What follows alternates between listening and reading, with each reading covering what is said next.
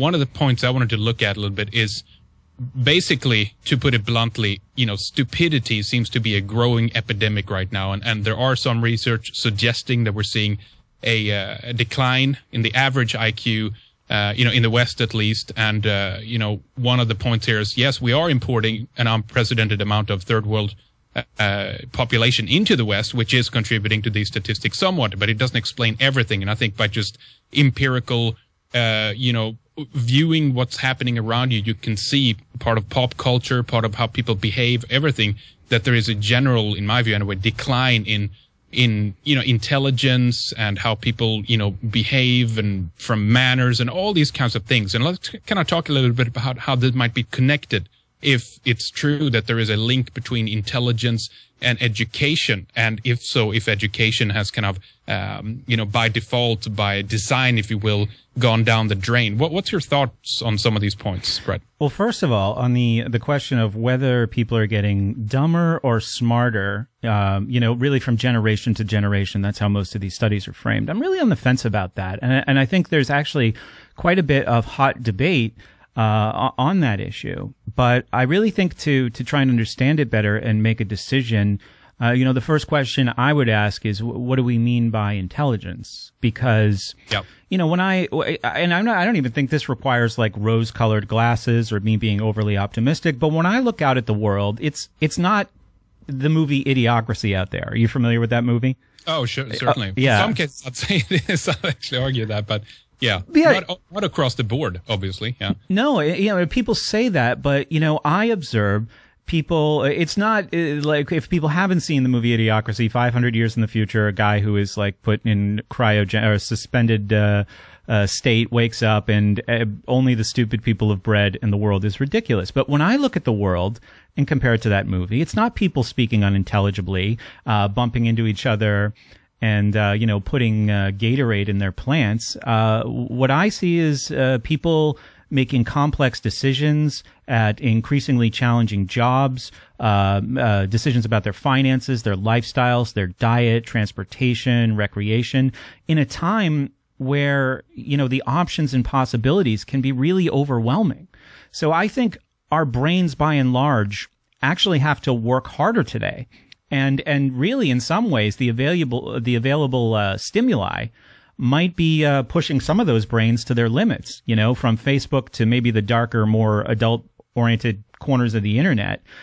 There's a lot of stimulation out there, and I think our brains are exercised more than, say, I know a lot of these studies are trying to make comparisons between now and 100 years ago. So I don't see, by and large, the world of idiocracy. But if we narrow the focus, right, to political discourse or historical awareness, or how history applies to current events, or people's attitudes about current events and politics, well, suddenly the world looks a lot more like Idiocracy, and that's interesting. So again, that goes back to, what do we mean by intelligence? I think that's something that needs to be unpacked a little bit. Are you familiar with James Flynn and the Flynn effect? Yeah, I am actually. Can you recap that for our audience? Yeah, James Flynn was he's still alive. He's old. He looks like he's about 150 years old, but he's sharp.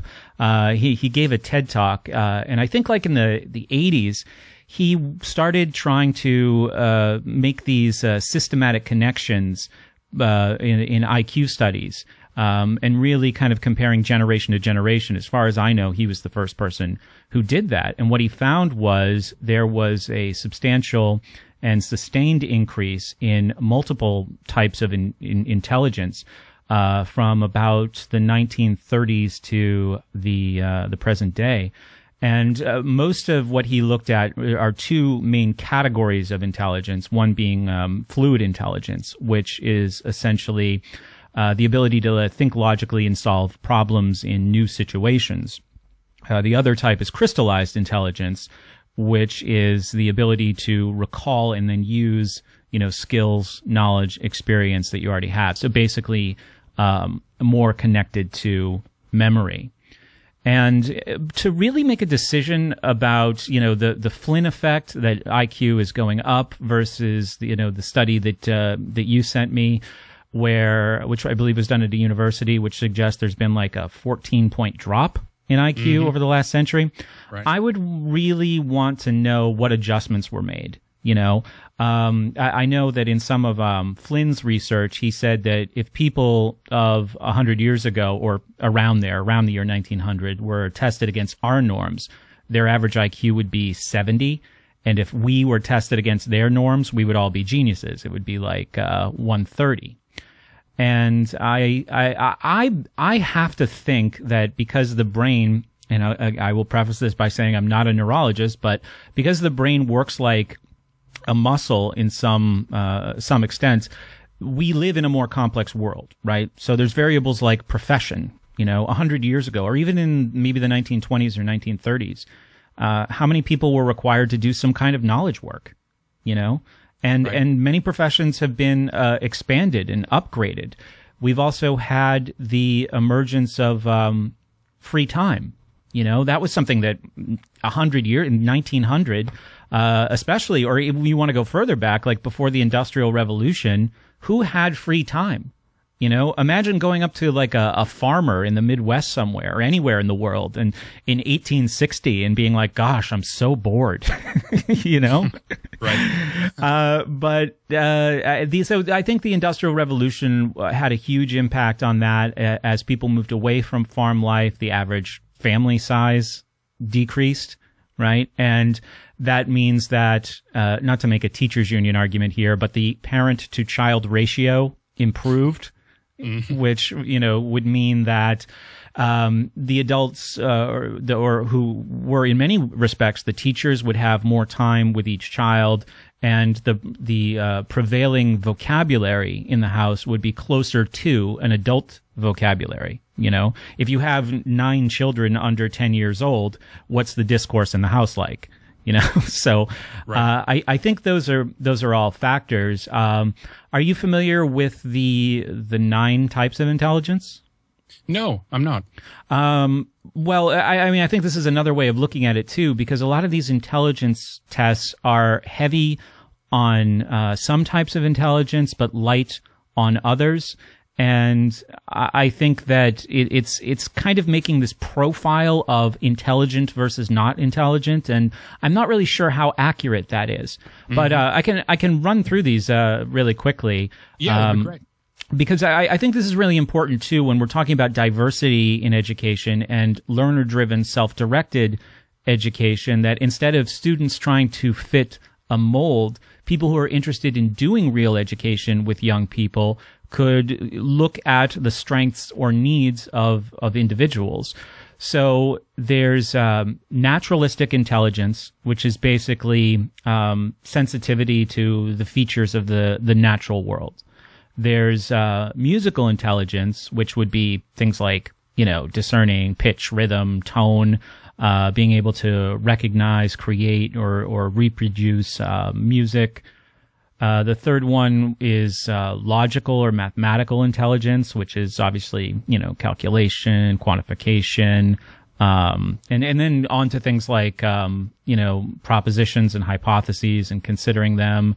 It would even include like patterns, recognizing patterns, putting things into categories, establishing relationships, and then existential intelligence, which is a person's willingness and really the sensitivity and the thought to be able to tackle some of the deeper questions, pondering things like death or more complex or even darker subjects. The fifth one is emotional intelligence, which is just, not emotional, interpersonal.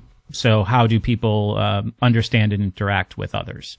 And one that's related to that is intrapersonal intelligence, which is basically understanding, one's thoughts and feelings in the context of a group of others. There's bodily or kinesthetic intelligence, which is essentially mind-body union. Linguistic intelligence, which is, the ability to think in words, the competence somebody has to use language to express themselves. And the last one is spatial intelligence, which is, essentially thinking in 3 dimensions. Manipulating images, recognition, artistic skills would fall under that. Imagination is really often categorized under spatial intelligence. So that's a broader picture. And when we talk about conflicting studies trying to address the question of are people getting smarter or dumber, I would want to look at, the whole battery of tests that they used. When I was teaching, a friend of mine was getting a master's degree in school psychology, and I served as a guinea pig a few times doing these IQ tests. That there were adult versions and young people's versions. One was the Wechsler IQ test. So I felt like I took a whole bunch of these tests, and I felt like they were somewhat narrow when we consider the 9 types of intelligence. So I think that, school is hurting us in some ways. But by and large, I would have to say that we're getting smarter in spite of school. And, the Flynn test or the Flynn findings suggest that people are doing better with things like classification, abstract thinking, and, analogies, while there would be less progress in things like politics and history, Mm-hmm, so, yeah. Another thing is that there's been huge increases in, according to these tests, in like the average vocabulary of a young person. Right. So, because of the increasing complexity of the world, I looked at one of the studies, and it said between the 50s and this decade, it's been almost a 20% increase in the amount of known vocabulary. While if it's only measuring school children, it's 4%, right? So as the world expands, kids learn all of these new words and concepts, but when they're locked away in school, not much has changed. Interesting. Yeah. Because we have this, we have a couple, obviously, as you say, first of all, the IQ test is and there are different, versions of this, what have you, but this is very, to a certain extent, limited to what we know, as you're, citing these other kind of intelligences, if we can call them that, or ways to measure this, basically.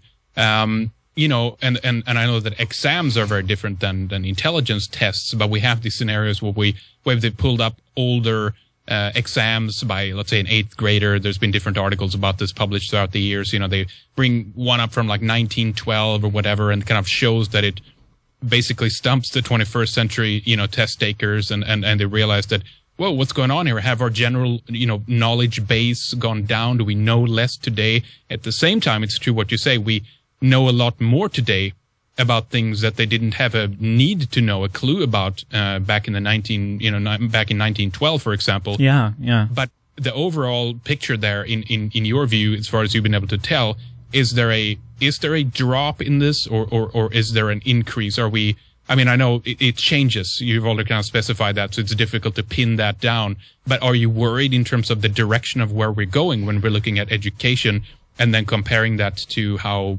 smart people are basically today? Yeah, a part of your question was the link between intelligence and education, right?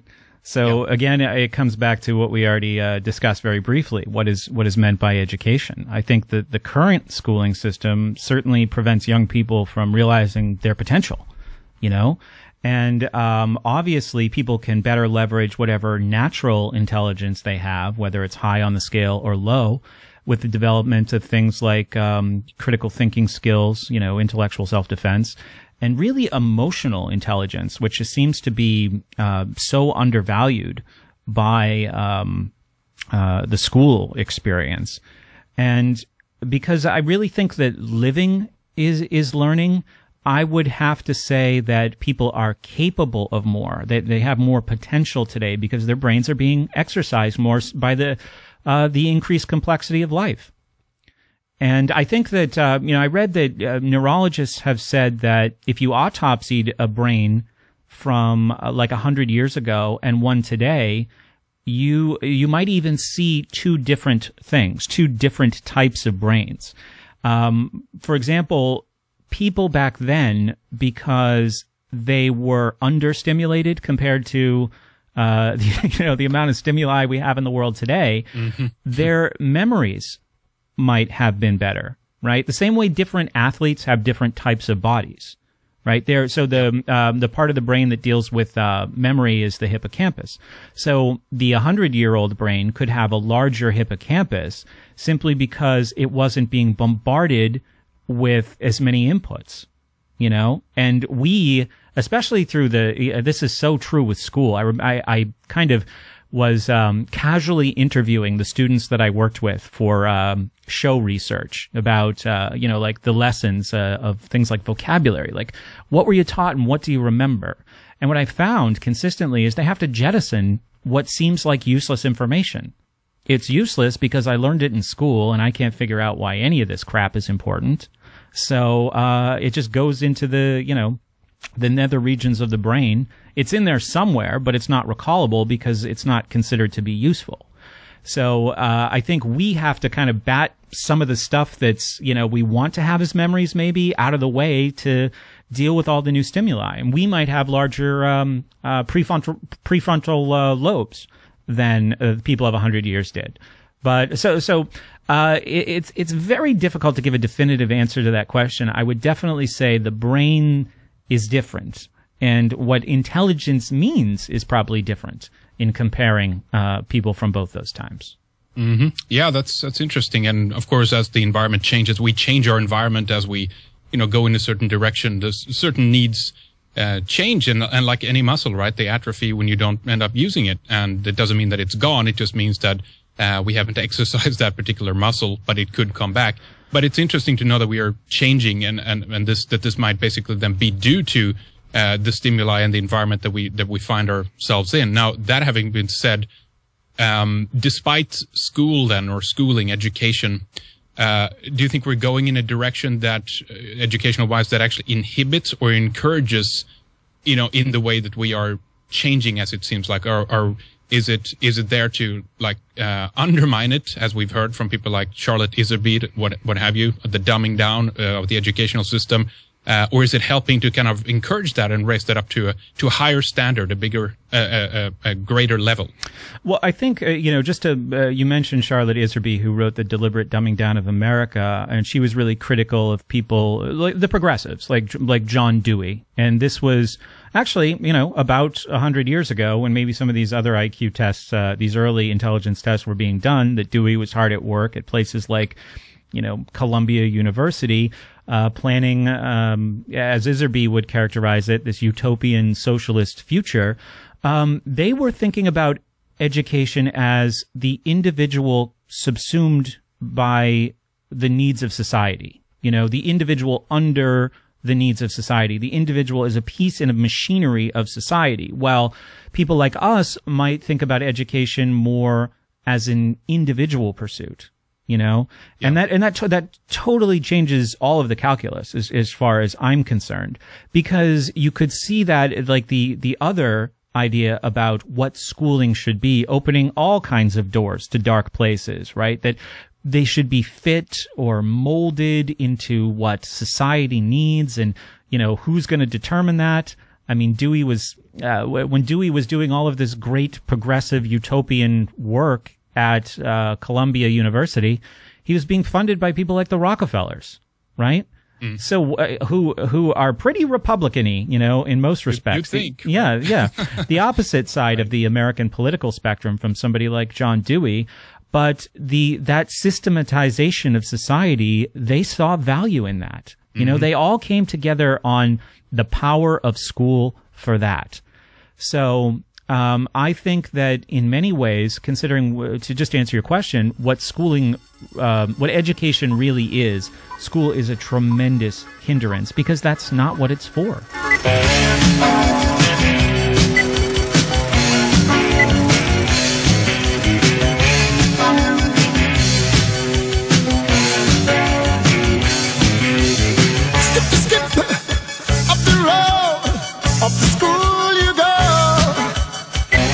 Bad boy, Johnny.